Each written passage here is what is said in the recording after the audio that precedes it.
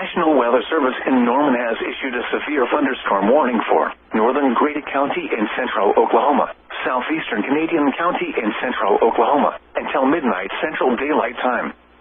At 11:08 p.m. Central Daylight Time, a severe thunderstorm was located 5 miles northwest of Union City, moving east at 20 miles an hour. Expected hazards include 60 miles an hour wind gusts and quarter-size hail. This is a radar-indicated threat. The following impacts are expected. Hail damage to vehicles is expected. Expect wind damage to roofs, siding, and trees. Locations impacted include southwestern Oklahoma City, El Reno, Yukon, Mustang, Tuttle, Union City, Minko, and Richland. For your protection, move to an interior room on the lowest floor of a building.